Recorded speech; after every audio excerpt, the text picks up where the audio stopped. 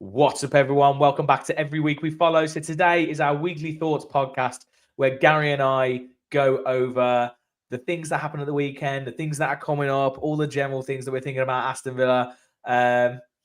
Just go over that. We're going to talk about some interesting handball decisions because we talked about it. It's never a ball, mate. Never a penalty. We talked about it. We talked about it in the Newcastle post match, but I didn't have an image. Now I have an image. So we just need to talk a little bit about that. Probably a little bit about, VAR, the FA Cup, refereeing standards.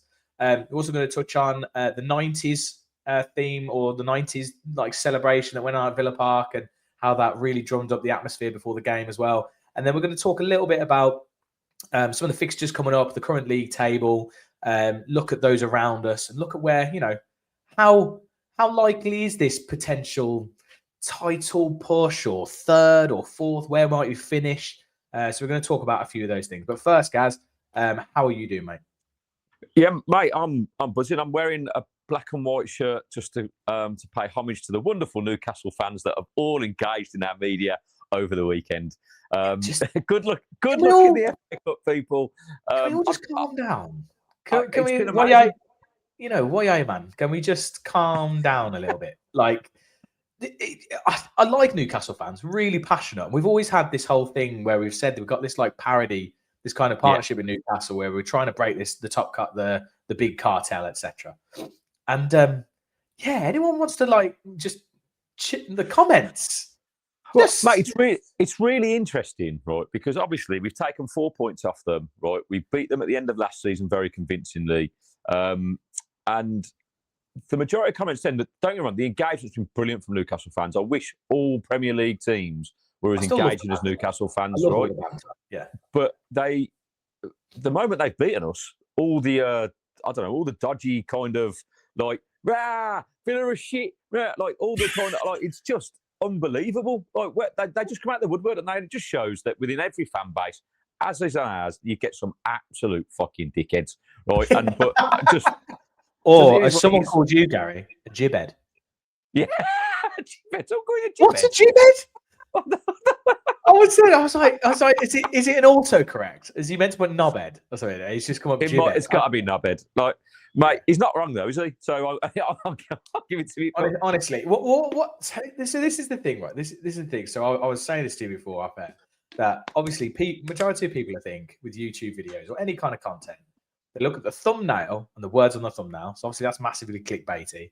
As was not clickbaity. It just said bigger fish to fry. That's all it said on it. And then the title. And our title was just simply post-match reaction to the game. So there was nothing dodgy in that. And then they just come in and they start shouting about things. And I'm like, did you even watch the video? Did you actually listen to what we said? Because he said something about Newcastle shit, ? Blah, blah, blah. And I was like, I don't think we once said that, did we? I was like, we probably just said that in the first half, Newcastle weren't great and we dominate the game. But Newcastle, as a team, are not shit in any shape or form. They're a very good team. So I don't understand why we get all this stuff.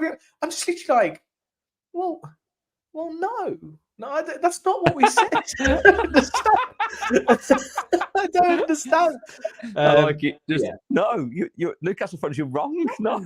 That's not even remotely true. I don't understand. But yeah, it's quite funny to see. But we like we said, we love the engagement. We enjoy the banter. I love going back, dangle the carrot, a little bit of mate, yeah. Thing going on. It's great. I'm here for it. The majority of people have been pretty good in the banter. We've had loads of messages on YouTube, loads of messages on TikTok, and I've had an action-packed weekend replying to it all, mate. It's been fun. I tell you that they've been Newcastle fans are the best at engaging.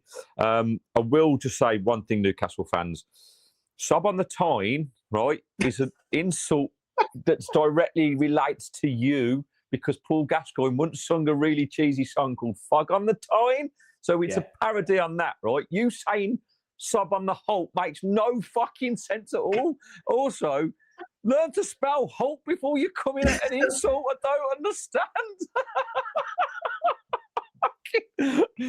I just wanted to get that off my chest, mate, because it made me laugh. No, it is, yeah. I mean, I can kind of forgive the whole thing, the spelling.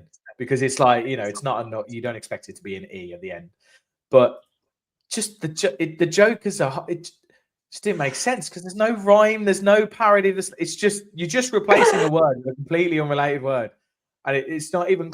I don't. Anyway, mate. Right. I digress. We move on to this. So this penalty decision. Well, obviously, never a penalty, mate. Never. Clearly outside the box. What are you talking about? How? Do you know what?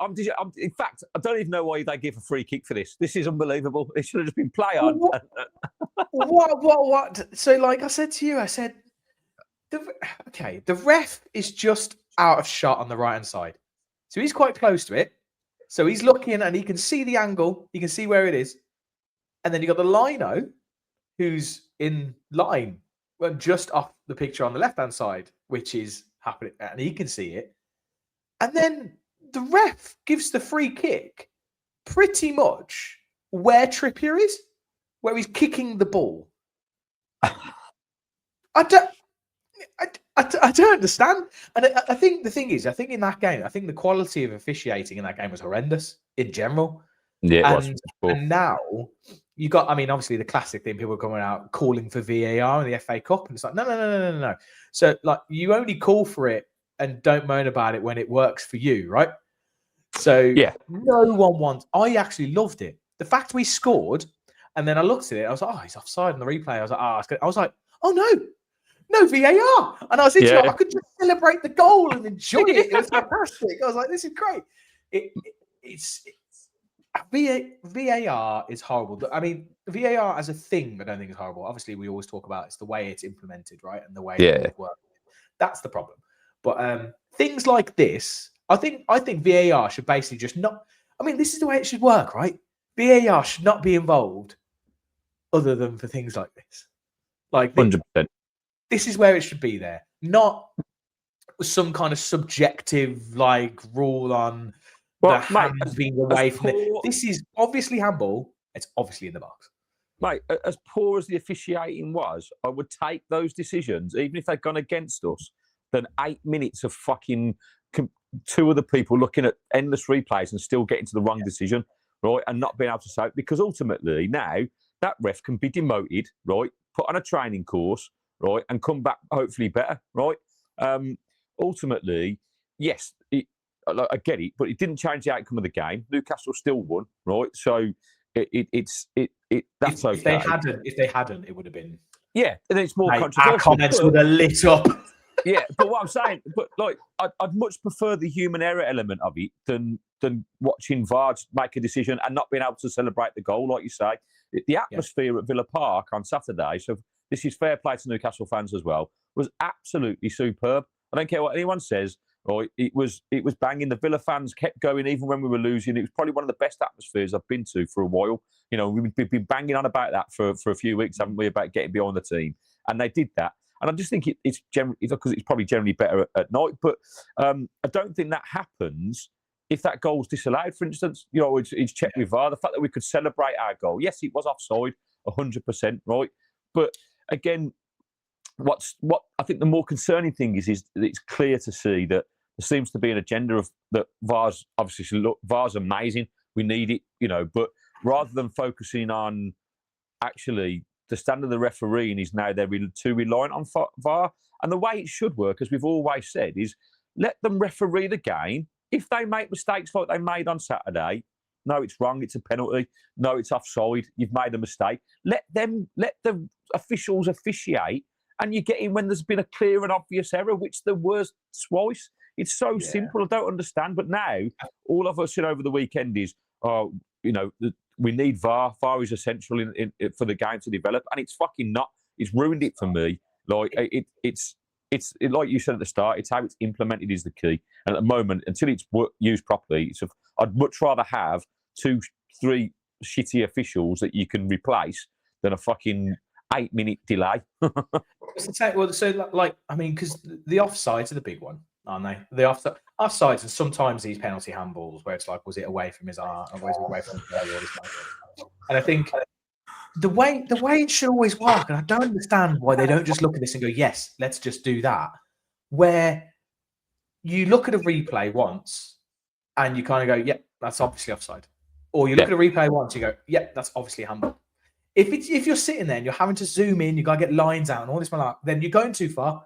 Straight away, you're like, that's too far. If you can't just look at a frame, go, he's offside. If you can't make a decision within 60 seconds, right, it goes to the on-field decision. That's a long time. Well, yeah. Let's sit here. Right, 5, 4, 3, 2, 1. Let's go.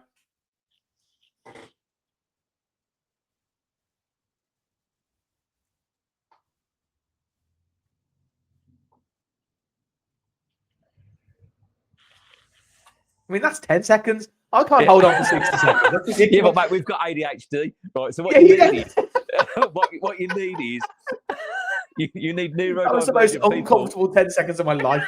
That was horrible. Right. What we need is what we're saying. We need people with ADHD in a bar room. We go, oh fucking, I can't mind that. It's offside. Give it. Yeah, no, it's fine. Anyway, yeah, it's just ridiculous. I think we could go over about VAR. It's not going anywhere.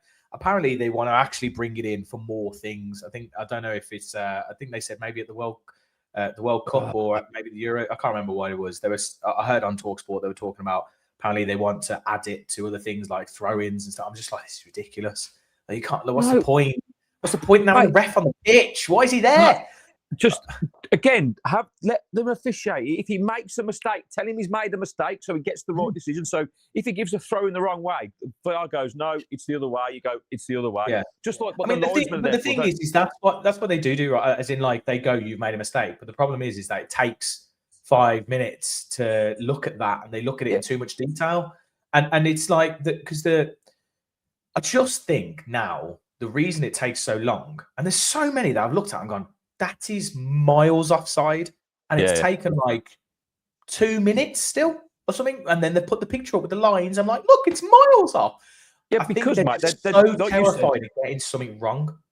But they still get it wrong. And it's not even they're looking at the decision, they're looking at the build-up, or has there been a foul 5 minutes before? They're not looking, so it's not just the offside, they're looking at various other things. And you go, stop doing that, right? You just fucking make a decision within 30 seconds or a minute. And if you can't do that, that's the decision, right? That's the decision that they go wrong. The ref isn't looking at that going, actually, it wasn't offside. But about 19 seconds ago, the ball went out of play. It's stuff like that. It's just like, no ref on the pitch is doing that.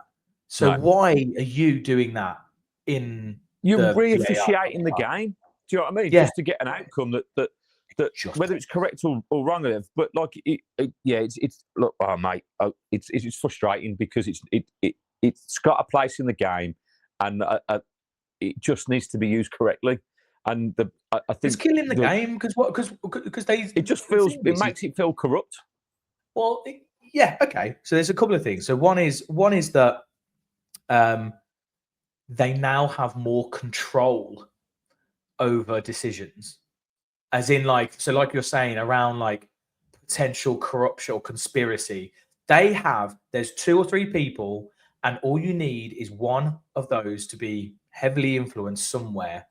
Yeah. And that's a way of influencing a game. They have more control. So you can basically go, ref on the pitch says that's a penalty. The other person goes, actually, no, it's not. You look at this again, and they'll be in his ear and be saying, yeah, because of this, this, and this. And the guy on the pitch very rarely sticks to his guns and doesn't listen to the video ref because they're all mates. Well, yeah. Want to make each other look bad. Who denied a penalty at the Etihad? Is he dead yet? Because no one's seen him since, I don't think. Yeah, exactly. It's serious, isn't it? It is bad. Yeah. I'm not saying it's corrupt, but there'll be signs like referees that go against it don't get used again. Like, I'd have taken that referee any day. Like it feels like it's becoming political now because it's like we know they're cheating, right? We know there's corruption, right? And you go, you're not even trying to hide it anymore, but they go, no. Because everyone's just like, well, it is what it is. What can we do about it? And then the second thing is that they're looking at it as if, like, the way they talk about it and the way they look at VAR is as if it's not, I don't want to say bigger than the game, but like as in they believe that it's what's best for the game. And I'm like, it's not what's best for the game. It's not what fans want. Fans don't want it. It's killing any kind of natural emotion, celebration, kind of like the Taking things the that we essence away. all, the thing that we all love football for. They're now looking at it as this kind of granular, almost like crime scene, like kind of. And it's not that complicated. It's a very simple game, and you're making it so complicated. It's I like think that's the we said problem, about right? that goal between Liverpool and Man City. Anyone who has any ounce of love for the game does not take that goal away. They just don't understand the game. They've got this little fucking rule book. Like, you might as well get AI to do it, because AI won't have any idea of the game, and they will literally look at it black and white and go, no, yes, no. You know, that's what they would. That's what they are. They're like little robots. Yeah. Got no emotion. It's you're right, and it's overcomplicating it, and it's it's ruining. I think it takes those magical moments away from supporters, which is what we pay our money for. And then when you go back to those glory days, like Villa had this 90s theme on Saturday, by the way, which was just fucking awesome. Honestly, it felt like I'd stepped back in time, and I was just like, this is when Villa Park was just rocking. Like the tunes are pumping. Was Sandstorm a 90s track? Light show, mate. I was like, it took me back to being 15 again, right? And I was like, and I just thought, I had this thought process at Villa Park where it was just a simpler time where you turned up, enjoyed the games. Yes, referees made bad decisions, but they were better standard of refereeing, because it is what it is. I'm not against VAR. I'm not. I know it sounds like we are, because we've just been picking it apart, but I just think it's not being, the powers that be are ruining it. They're not. VAR should be taken up by old managers, players, and stuff, and and they should be making decisions that understand the game and how it works. Because, like you said, that Man City game, there was a fan that jumped on the pitch and hugged Haaland, and then that's taken away from him because he's probably been banned from fucking away games now, and it's not, and it's for nothing. It's like, yes, and that's the problem. By the letter of law, you've got the right decision, and which is what you want. You want the right decision, but not if it affects the game. Like, you can kind of go, well, that foul counts as out that foul, so the goal stands. Do you know what I mean? Like, that's the grey area, but that's the emotion and the understanding of what that means and what it is. So I don't know what the letter of the law, man. It feels like you can't have common sense in football, because people you have, like, and it's weird, right? Because actually, when you generally, not all the time, but generally, when you think about the law outside of football, like the law on the street, where like someone's done something that is breaking the law, as a criminal offence or whatever. Yeah, the coppers are sometimes like, he's just been an idiot, and he bit of common sense, and that's an actual criminal offence, not some bloke talking a shirt on a pitch that's denied a goal. It's like, come on, if you're going by the law of football, then it breaks it apart even more, because there's no way officials are that consistent to the letter of the law. You would see foul throws being given every fucking couple of minutes, because even in the Premier League, the amount of foul throws that go unnoticed. So if you're talking about the letter of the law, it's bullshit. They never follow it. It's all subjective, and this is what I'm saying. It becomes from, like, it's a personal controlled thing that people are picking up on certain things in certain scenarios because that's what they're being told to do, rather than following the letter of the law and then hiding behind that excuse. Oh, it's the letter of the law, right? Okay, so where was that letter of the law when fucking They might as well just give it real home advantage and put it to a vote to the fans. Anyway, right. Anyway, let's move on. Enough of that. So obviously, this is how the Premier League table is currently looking. It's looking pretty rosy, actually. Newcastle fans, where are you again? Sorry. Top 10. Oh, that's it. Top 10. 14 points behind us. Top 10, mate. 0 goal difference. But yeah, so we are sitting third. We are sitting pretty 5 points clear of Man U. Obviously, the form dots here that you see, it's a bit mixed for us at the moment. Man U and Chelsea are very in form. I'm quite happy they had that draw, because I'm like, okay, now potentially some kind of dip or some kind of a drop off can happen. Liverpool all over the place. And I just got up. So I've got up ours, City's, Man U's, Chelsea's, and Liverpool's, and Arsenal's next 6 fixtures, just to kind of like have a look at how it would look. What I wanted to do actually was find some kind of like, the predictor thing that like works out what the table is, but I couldn't be bothered to do that. Oh, okay. We can do that maybe when there's like 10 games left. So maybe after Leeds Wolves, we'll do that. And we'll have a look at that. Let's do it. So obviously, we know our fixtures. We've got Leeds, Wolves, Chelsea, Man U. I actually didn't look past that. West Ham Forest, very winnable game. Yeah. I mean, West Ham are on a bit of a resurgence, and they're fighting for their lives, right? So that'll be a tough game. But yeah, it will be. But it's at home, right? I just think the next 2 are massive, mate.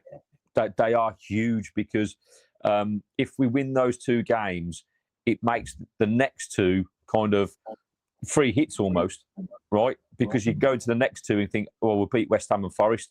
So if you were to win 4 out of those 6 games, you'd be buzzing, right? I know I would be. So yeah. It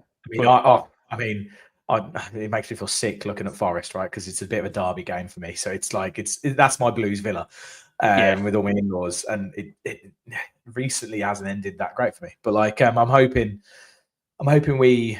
Yeah, I think Leeds is a bit of a scary one because I mean, even with the game against Newcastle, first half we played decent, right? But even against Brighton, we weren't fantastic. Brentford, obviously, we know how that went. Newcastle before that, though, away we were good, but Bournemouth also wasn't great.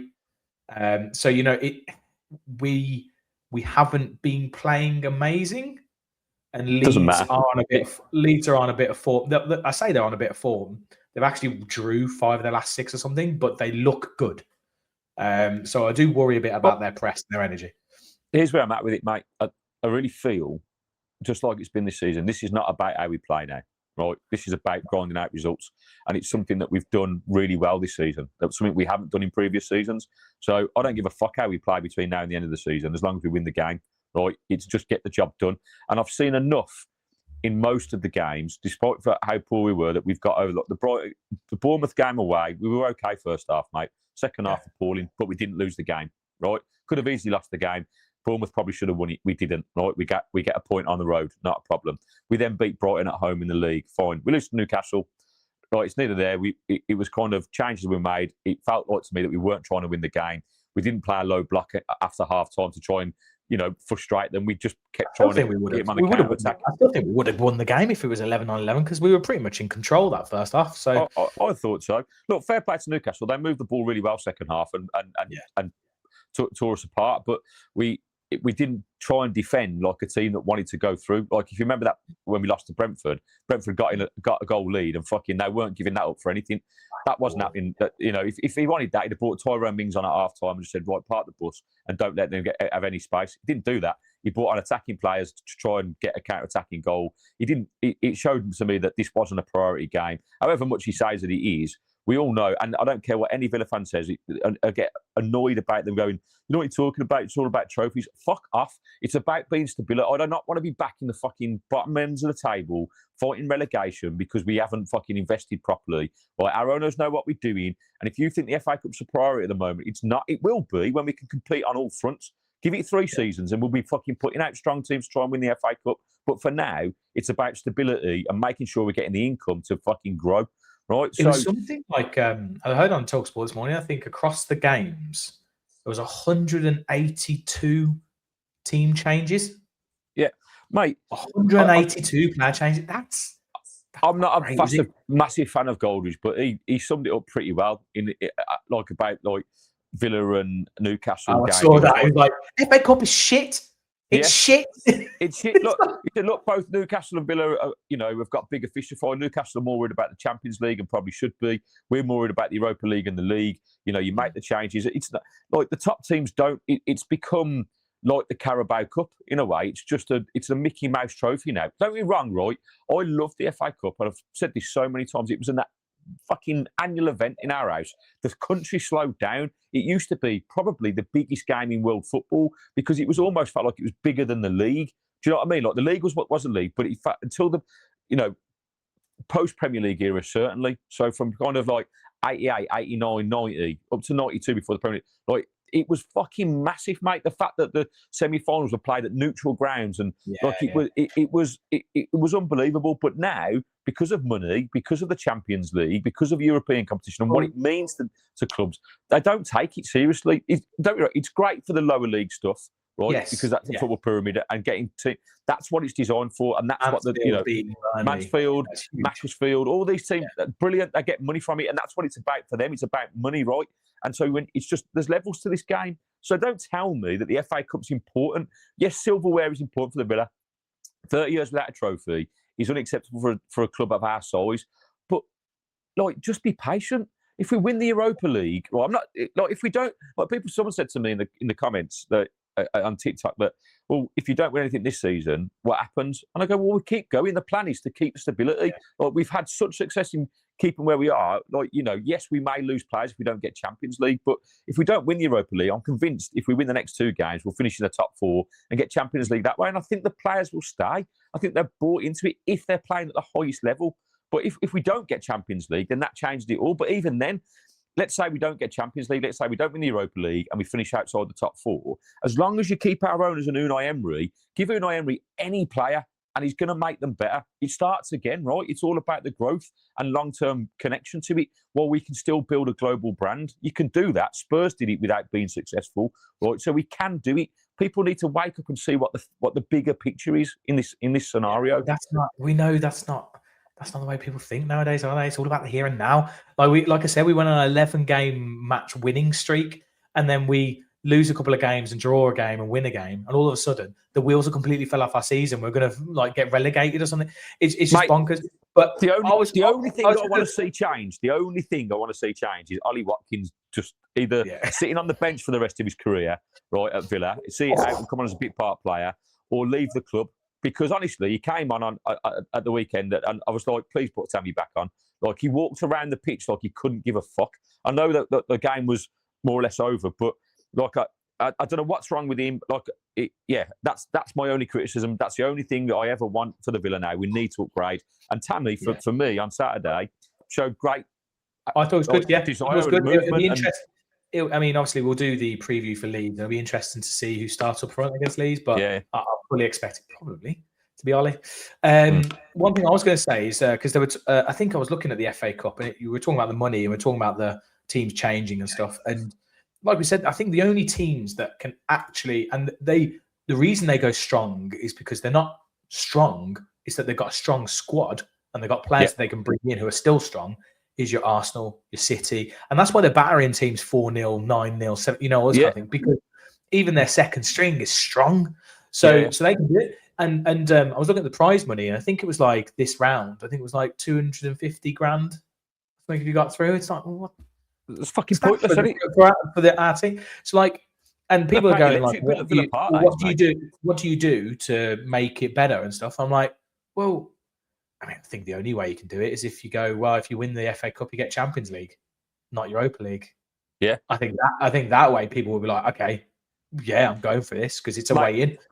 The big cartel, that's the only way I can get in. You either do that, right, or you go back to the original format of it and you take it away from Wembley in the semi-finals and you put 2 neutral grounds in it and you make it kind of an absolute spectacle away from the league in the fact that it's so big as an individual trophy, right, that it's an occasion that this, like the Super Bowl in America, I've talked about this, like you make it like a fucking national day where it is a big event and you get like, schools involved and all that kind of stuff. And you make the people kind of, remember what it's about in the first place because it is the people's trophy. It should be there to allow lower leagues that anyone can win it. I love that about it.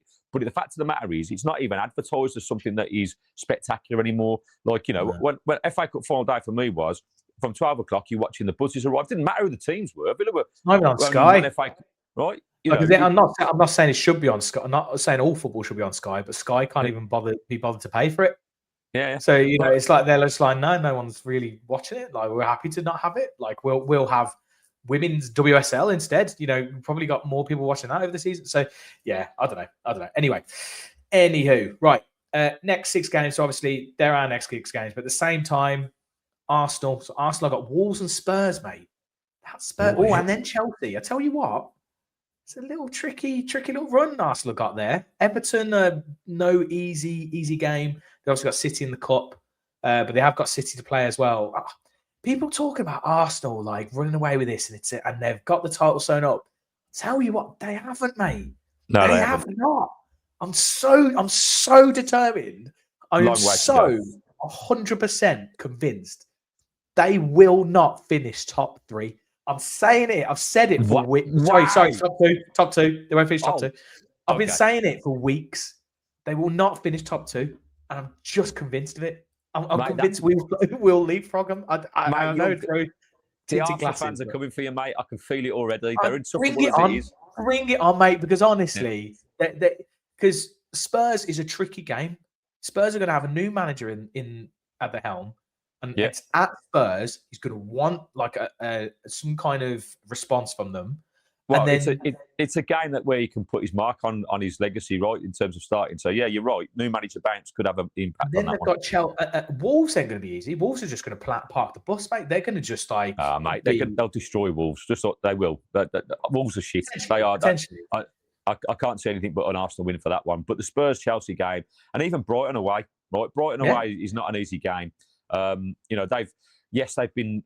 They're not the same Brighton of last season. And we spoke to a Brighton fan recently, didn't we? And he was kind of, adamant that they want the manager out and stuff. But never an easy place to go, the Annex, I don't think. But again, those 3 games for Arsenal could be the title deciding games, really. Because if they win all those 3, then it's all those 4. Then you're getting into single digit, like towards single digit number a game, and they need to lose 2 of them. And this is the business end of the season. So I think for all teams, for us, the next 4 are massive, and for them, this is where you'll see where we're at. So obviously, we've got to play Chelsea ourselves and Man United. It's just had the news like leak publicly. I mean, Arteta would have known this, surely. No. They believe, right, that obviously, if they don't win it, or if they don't win something, I think this season, then he's gone. And the fact that it then goes public, puts all this pressure on, and all the fans are getting edgy about it, and mate. Yeah, I love it. It's great. It's wonderful. It's great. What's wonderful about this season is just to be part of all this convo. Actually, I say that. We're fucking not, because no one's talking about it. All they talk about is gap to City. I'm like, fuck off. Like, mate, well, look, on. I think John from True Life podcast, like, who came on the show, the Newcastle fan, like, he was adamant on that show that, he thinks we can still win the league. And I'm like, look, I said, look, I just want to be in the conversation, because at the moment we're just being ignored. I don't understand it. And even before, when it was even worse, right? Like, we were equal points with City, and all they were saying was Arsenal go X points clear of City. I'm like, hello.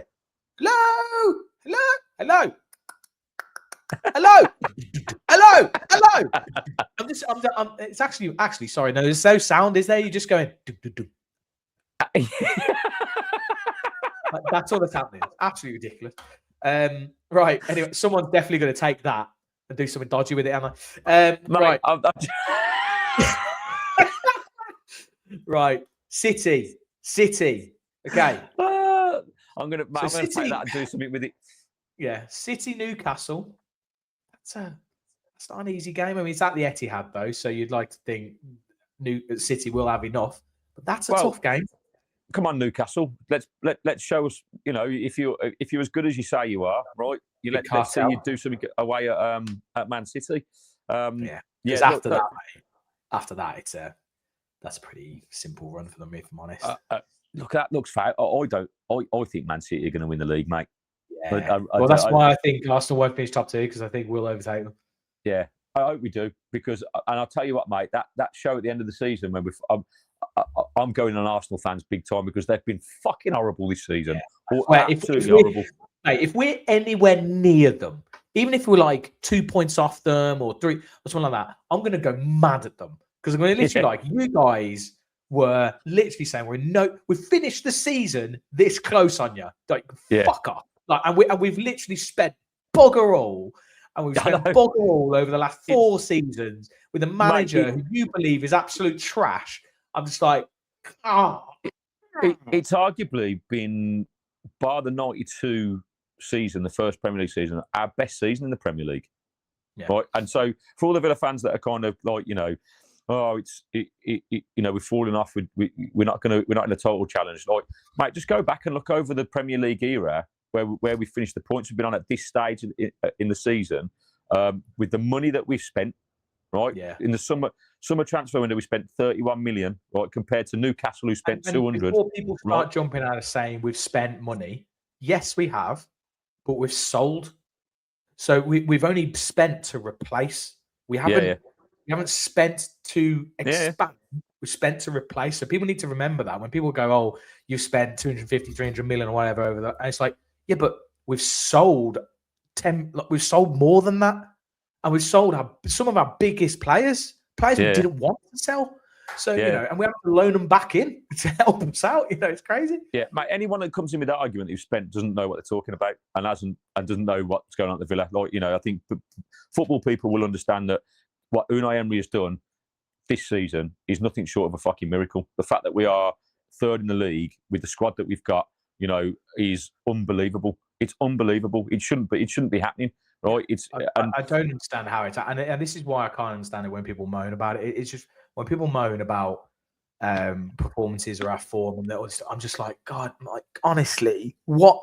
When we talk about what do we have to do to try and be able to spend in the summer, what the hell do we have to do to get these fans to shut up and get off like our players and Unai Emery's backs? I'm literally like, guys, come on, like. Thing is, we talked about at the start of the show, mate. Attention spans aren't good, and not many people are able to look at the bigger picture and see what from where we've been to where we are to where we're trying to be, right? So it's kind of people live in the now, and so bad game, bad result, like everyone jumps on. I'm not so much kind of like it's not. I think someone put in the comments and they were like, "Oh, can we stop hanging on to this thing of when we got relegated and all this kind of?" I'm like, no, we're not. I don't think we're going back that far and going like, look where we were. I mean, that is amazing to look back at. But it's even just like... No, man, I'm talking about under Unai Emery. Yeah, we scraped the Conference League. And now all of a sudden we're now... like two of the last 3 seasons, including this season, 2 of the last 3 seasons, there's been a point in the season where we've talked about a title challenge. That's mental. Like no other team's been doing that. No other team. No other like even Newcastle, your Sunderland when they were up there. Forest had it, I think, for a very short period, but no one ever really believed that was going to happen. No. But like with us, it's 2 in the last 3 years. People need to really start going. If we keep doing this, why can't we be in the title talk next season or the season after? I said, didn't I? I think if you go back to when we started this show, I'd love to probably go back through the videos, but I'm convinced when we started this podcast that I said, give Emery 3 seasons and we'll be title challengers, and everyone fucking ripped into me. Like, I'm not saying I know what I'm talking about, but in terms of what I've seen, like in that 3-year period, is the foundations being put in to do just that. Yeah. Right, so have I agreed with all decisions? No. Have I been pissed off with as a fan with performances? Yes. Have I been pissed off with players? We all know I have, right? And that's my heart, and leading with that, and that's what this is all about. But my head is going, we're in the best position we've ever fucking been in as a football club, ever. Like even better than like when we won the European Cup. Even then we lost our manager fucking a month before the game, right? I think in my lifetime the next best was like Martin O'Neill years, right? And even then it wasn't this sustained. Nope. Like is it just the level of where it is now? I'm like sitting there going, we weren't being invested into, like we keep saying, unless Unai decides for whatever reason to leave, I'm sitting there going, we ain't going anywhere. As in we're not going away. We are staying there. I agree. The key isn't the players, mate. It's keeping Emery. That is the key, right? It's the key to everything. And Arsenal fans will go, "Oh, he didn't do this." Look, I'm fed up with that fucking narrative, if I'm honest, right? About like, he didn't win anything with us, or he struggled at PSG. He can't do it with the big boys. It's bullshit. It's absolute bullshit. If he's given time, right, the guy's a world-class coach, and I promise you, if they'd been given the time at Arsenal, been given time at the PSG, right, they would have been successful under his tutelage. I've got. Oh, classic. Wouldn't be an episode of Every Week We Follow without some kind of technical issue. Either he's got a phone call or a power cut or something. Can you hear him still? Yeah, I got Have you. I gone? Well, I couldn't for a bit. Can I hear you now? I can hear you now. I can't hear you. I'm going to have to come back out. Sorry, mate. You always do this. Fucking, Yeah, that's right. Who's ringing me at a time like this? I'm going to pause it. Gary's back. So, there he is. So he's back. Phone calls are important, right? Yeah, I just think, given the time, Unai Emery, mate, is going to take us to places that we could never even dream of. But it's all about keeping them. I said it at the start of this season. I would rather, with all the speculation of players leaving or whatever, I don't care. I'm generally not fussed. If players leave, I trust Emery to be able to go out there and get a player that he wants, right? Bring them in and coach them within an inch of their lives to being better players. You know, right? Obviously, players hit ceilings, right? We've seen that. Oh, sorry, Gary. Give me a second. Question then. Go on. If 150 mil bid comes in for Morgan in the summer, do you let him go? No, mate, I don't want to let him go, but it's down. That'll be down to the player. I think if that bid came in, I think the club would have to say yes. We talked about PSR, or we talked about SCR, so it kind of alleviates that, right? Yeah, look, I think if a serious bid comes in for Morgan Rogers, and it has to be in excess of 150 million quid for me. The player is unreal, mate. I know some people will be like, oh, 150 million. Oh, Verts was only 120. Yeah. Look, it's what he's worth for the club. It's what we're in a position of power. It's what someone's willing to spend. If someone comes in with that amount, which I believe, if he has a very good World Cup, could happen, mate.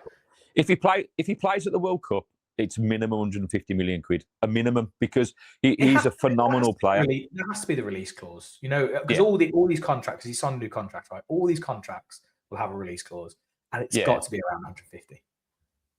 Yeah, a serious bid is only welcome, mate, which hopefully will put people off. Obviously, it'll be down to the player. I don't think he'd go back to the likes of Man City because they let him go. Like, fuck you, I ain't coming back to you for that money. I think, you know, I just.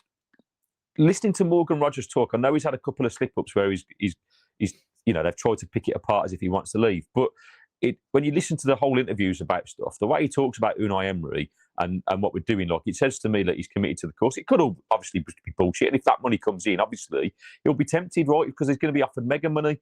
Of course it does, right? But what I'm saying is, if we get Champions League and win a trophy this year, if we win the Europa League, get Champions League, you say to Morgan Rogers, right, give us one more year, right? Like, you know, you've got into the England squad, you're doing what you're doing, right? The value's going to go up, it'll be a win-win.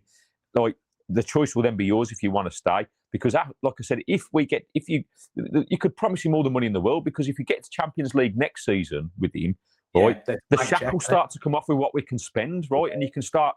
So, I think we're in a very strong position with that kind of situation. So I'm excited, mate. But yeah, of course, if an offer like that come in, you'd have to kind of consider it. It is what it is. But I think like we said, we'd rather sell Emi Martinez, Watkins, Digne. I'd rather sell all three and get not as much, because you probably just about hit 100 million maybe. I'd rather do that than sell more. I'm really keen to see what happens with the likes of this young Allison kid, who is, by the way, got Morgan Rogers DNA. I don't care what you say. And Allison Rogers, Brian Maggio, 6'4" striker, like, you know, 17 years old. Like, is he going to get any kind of minutes and play? He was on the bench, wasn't he, in the FA Cup? Was he? I don't know. I think he was. I thought I saw someone say he was on the bench, but maybe someone let us know in the comments. I got to the ground a bit late and didn't manage to get programs, so I didn't see the subs. I only saw the team. So yeah, if he was, let us know in the comments. But look, we've kind of got an opportunity to build something, which is what we're doing, and I think we just got to keep the faith, right? And trust in Unai. In Unai, we trust. Let's see where it's going to be really interesting the next couple of seasons, like this season and next season. What happens? Obviously, we can't predict the future, but I just know that Unai's got a plan, you know. And people will go, "Oh, what if Unai goes to Real Madrid?" I just don't see it happening. Like, but you know, money talks, right? Yeah. No. So Maggio wasn't on the bench. Mohamed Kone, don't know who he is. He was on there. Anyway, right. Next bit was to talk about it was Man U's fixtures. So obviously this is the thing that most people are focusing on. Most people aren't focusing on City and Arsenal. They're focusing on Man U, Chelsea, Man United catch us. Yeah, exactly. The So race for third. Man U have got an all right run. Obviously, the big elephant in the room is 4 games from now against us. That's such a huge game. But they've got an okay run. It all depends on how long this manager bounces for them, I suppose. Well, I would say you look at those fixtures with the current form of Man United, right? Everton away, Tough, not an easy game, right, for them. Everton, David Moyes will know how to play against them. Big game for him. Not a given there. Everton have already beaten them, right? So they'll go into that game probably confident. I expect them to beat Palace. I think Palace are just struggling. But Newcastle away, that's a massive game, right? And we know how difficult it is to win at St James's Park. Newcastle, despite all the horrible comments that have been coming our ways, I still feel like you're a decent side and can beat Man United. Do us a favour, I'm wearing black and white in homage to you guys for beating us. And then it's that dreaded fixture, mate. No, I don't see us winning at Old Trafford. A draw would be a fabulous result, but we'll probably lose. Result, right? Because we just don't win at Old Trafford. We don't do it. And then Bournemouth away, we know how tricky. Bournemouth are a good side, man. At home, they've scored the most goals in the Premier League. They have conceded the most there as well at home, but they are a good side, and that will be not an easy game. Man United, Leeds at home again. I would expect like us to beat them at home, as good as Leeds have been on the form they've been in. I'm glad they got through in the FA Cup because that means another set of games they've got to worry about. So yeah, look, it could be pretty even, but from there, so you're looking at maybe a point away at Everton, beat Crystal Palace, beat Leeds, the other, and maybe beat us. So win half of them. It's going to be all to play for. But this is the thing. This is why I look at it, and people are going like, "Oh, Man U are right on our asses," and all the Man U fans are messaging, going, "Oh, we're gonna." Like, one of the guys at work put a bet on. All of a sudden, I think they won a couple of games. All of a sudden, he put a bet on for them to win the league. I was like, "Mate, you're an idiot. You might as well just burn that money." I don't understand why you're doing it, but it's the thing is when you look at the games, it doesn't matter who they were playing. They're playing 2/3 of the teams in the league, right, over the next 12 games. That's the way it works. But they're not going to win more than 2/3 of that. They're probably not going to win more than 8. So I'm kind of sitting there going, I don't think we're going to I don't think we're going to lose half of our games. So I'm just kind of sitting there going, I don't see it.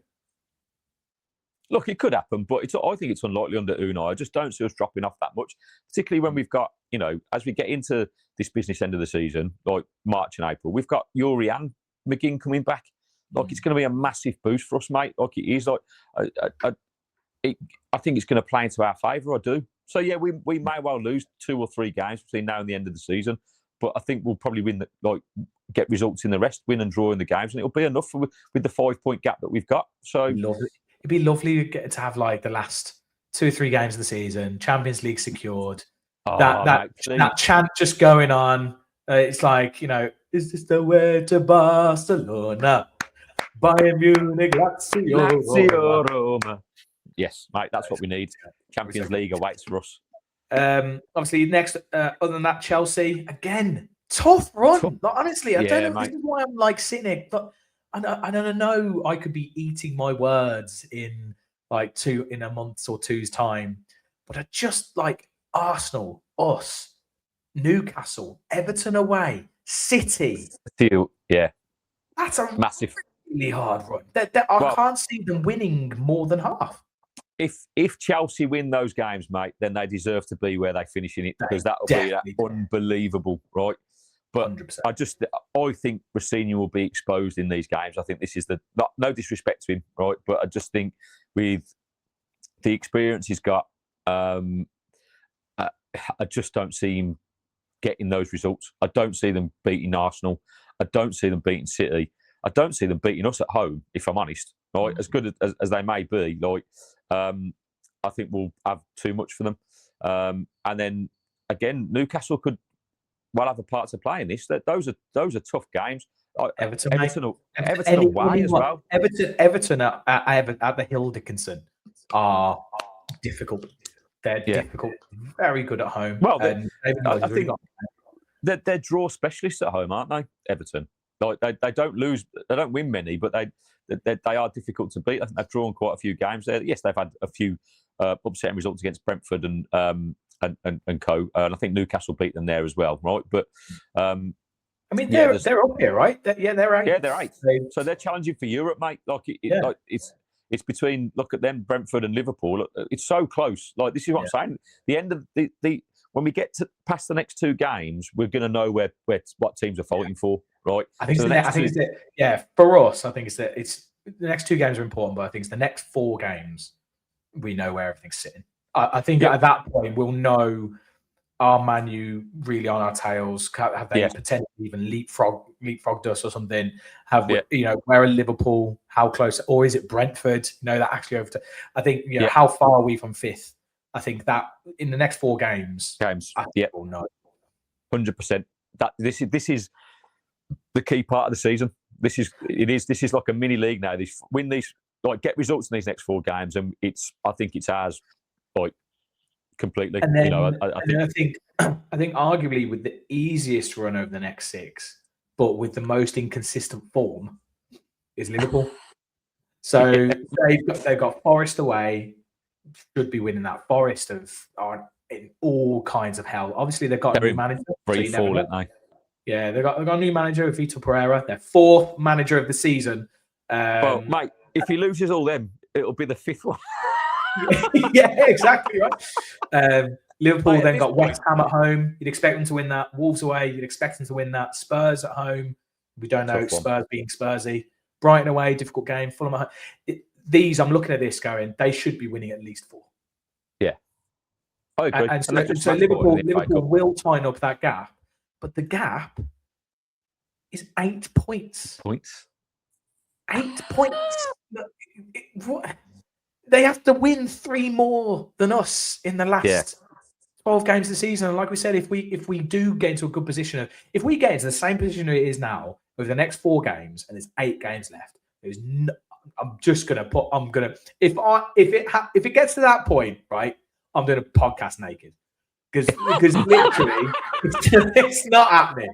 It's not happening. There's no way. I'm going one step further than Gary Lineker, mate. I'm going one step further. I'll wide angle it. You can be like this. I'll be like this. In the nud. I'll go like this. I'll put that there. Oh dear Lord! You can't. That's how it'll be, right? You can't with the microphone just placed there. Yeah, I love it, mate. Yeah. Yeah. Oh dear Lord, mate! And I've said if you haven't already, please do subscribe. Get your post. Yes. If you want to see James naked, mate, I'm just going for it. Well, I'm going to get a tattoo of every week we follow if we win the Europa League. That's what I've going. Oh, that's a good one. Yeah, I like that. Yeah. So our little symbol that's going to be tattooed on me. Good. Yeah, that'd be good. So there you go. Yeah, look, mate, I think just going back to Forest very quickly, by the way, I'm surprised Marinakis hasn't put himself in charge, just for the shits and giggles, but yeah, it's all to play for, mate. Like I say, it's exciting now. This is the exciting part of the Premier League. I just don't want, as we spoke about at the start of the show, the fucking officials to fuck it up, which they probably will, right? But on paper, this is it. This is what we love football for: the competition, the challenging for the top 6. It's going to be a really fascinating end to the season. And so, can we play our part? It's all about now. Emery's done it so well this season. We've responded really well when we've had these little blips.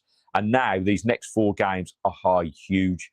Right? Hopefully, Matty Cash coming back from injury, I think will probably be available for the Leeds game, which is massive. Right back. If we can get through the Wolves and Leeds game with 2 victories, we're looking at maybe McGinn possibly being involved in a Chelsea Man U fixture.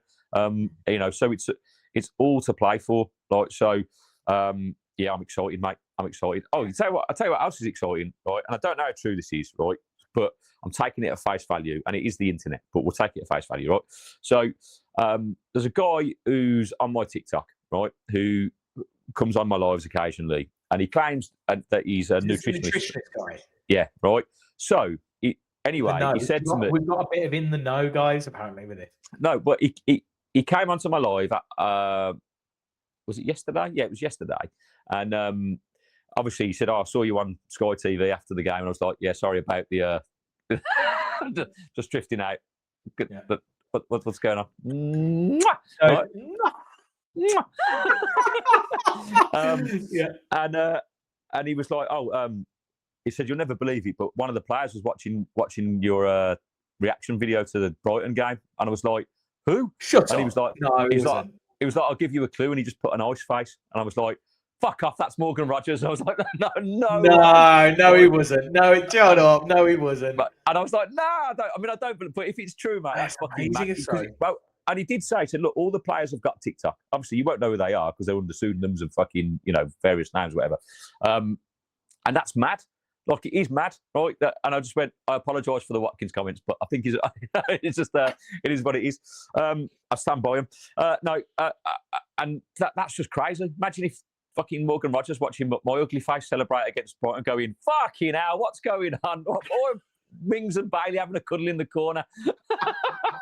That's mad. It's mad. Yeah. So I hope it's true. I mean, it might be bullshit, but you never know. I'm taking it at face value, mate. It'd be great if anyone is, if anyone's, especially if any Villa player or member of staff has made it to 56 minutes of us chatting waffle. Fucking hell. Mate, I can't believe that's been 56 minutes. Jesus Christ. Yeah, that's gone really quick. Yeah, that's gone on. Yeah. No one's going to be watching this bit. If anyone's watching this bit, comment down below, pineapple. Yeah. Just wanted to say pineapple. Just pineapple. Nothing else. Just the word pineapple. Pineapples in the comments. Yeah. I want at least 5 people to say the word pineapple in the comments. Right. Anyway, Gary, do you want to give us your Gary? I know they've ever called you Gary. Gaz. Yes. If you want to give us your final thoughts and your sing us out, mate. Final thoughts, mate. I don't know if you've got it, but like basically, I made a wonderful TikTok yesterday with my wonderful wife. When it on, we're going on shorts. Yeah. The challenge is on. So go and check this out on shorts. Basically, for those of you who haven't seen, there is a new Adidas jacket coming out. It's part of the heritage season that we're doing, I think. Right? It's claret and blue with gold, a trifoil logo with an embroidered circle badge.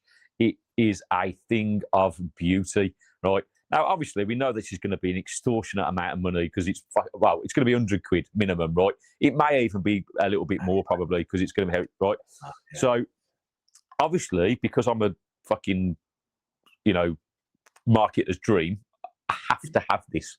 I have to have it, James. Right? It's just there's no debate about it. And Sarah's like, "No, you're not having it, right?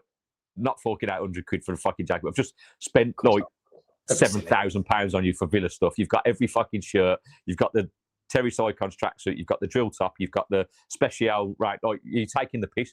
And I was like you can ask for it for your birthday, right? Because your birthday's like New Year's Eve, so you got a long way away. So go and check out TikTok. Basically, Sarah said I can have it, right, if I can get to 10,000 followers on TikTok, right?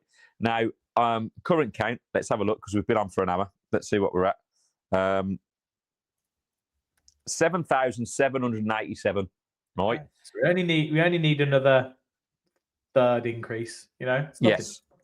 Right. So come on, people, right? Before they sell out as well. Before they sell out. This is a matter of life and death now for me. There's a jacket riding on it. And obviously, if I get the jacket, there'll be content made with me going to Villa Park to purchase it and be very happy and all that kind of stuff. And I'm not saying you should do this, but just think of the joy on Gaz's face. In a world full of pain and misery and just, general shitness, like how nice would it be for a pauper from Birmingham to be able to go and buy a jacket of his dreams? I don't want much. Do you know what I mean? Just hit that follow button. Just for a month or so, because it comes out at the end of the month, right? And once I get the jacket, you can unsubscribe. It's fine. We're just going to see it, mate. After this, we're not going to. So there's going to be no increases in our subs. We're just going to see them drop off now because everyone's going to have live be like, "Oh yeah, I don't need to subscribe to this." Gone right in a bit. No, YouTube's different. You have to subscribe to YouTube, but this is where it's at. So we're on the road to 2,000. So do that as well. We'll probably, if you're still here, comment, pineapple, and hit the subscribe button, because that means you genuinely are invested. So yeah, look, it's been a great week, but that's where it is. Go and check out that video. We'll put it on shorts, and let's see if we can make the magic happen. Make a young man very happy. Come on, yeah. Okay. All right, thanks, guys. All right, mate. Leeds next week. I'm buzzing for it. I'm excited. Yeah. Let's do this. We'll be doing a preview sometime this week. I think we're going to try and get a fan on and talk about the game beforehand. Might get Andrew Stats, or we'll get someone else from Fanalysis. And I'm not going to be on that one. I can't handle it. I can't stand Leeds. I won't be able to keep it quiet. So I'm not going to be on that. Okay. All right. I'll be able to do it. We'll sort it out. It'll be fine. Yeah. Okay. Right. As always, guys, thanks for tuning in. Hit that subscribe button, comment pineapple, and every week we follow the boys in Claret and Blue. Peace. See ya.